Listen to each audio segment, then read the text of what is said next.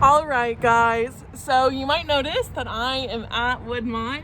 I'm sitting right over the garden. I wanted to stop in and do my devotional here after I dropped something off in the office because you guys miss this place, this building, and so do I. So I hope you get to breathe in the beauty of this garden for a moment as you listen to this devotional. A little disclaimer, this does mean that Hillsboro is right in front of me, so if it gets a little loud and hard to hear, I apologize.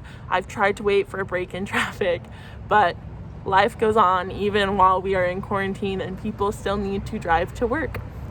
So for my devotional today, I really wanted to look at what acts of service Jesus does, right? And so in John chapter 13, Jesus washes his disciples' feet. He did this beautiful and simple act of service to show that he truly is a servant to all people, including his disciples and his followers.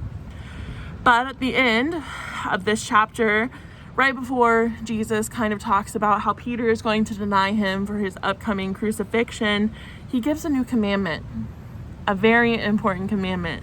And so this is chapter 13, verses 34 to 35 of John.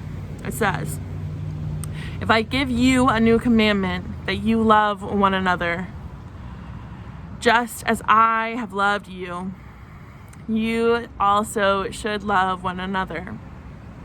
By this, everyone will know that you are my disciples, if you have love for one another." Christ loved us so much. Christ loved his disciples, but he calls us to love just as he loved, to love as big as he loved.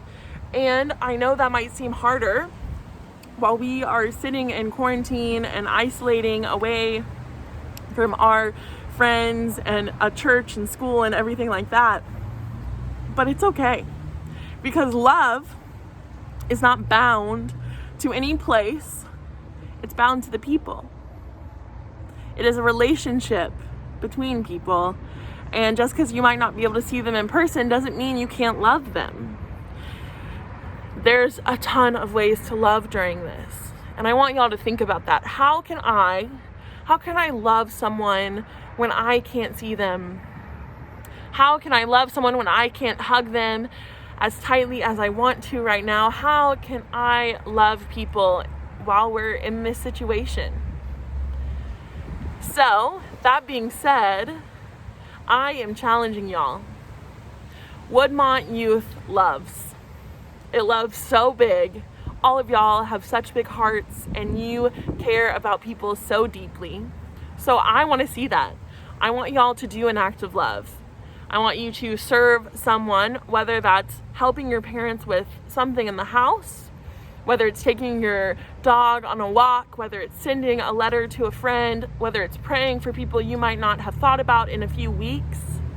Do something that shows the love of God to another person. And when you do that, send a picture or a video in to Chris, Jenny, and I, because I want to see how Woodmont Youth loves, and I want to be able to show how we love.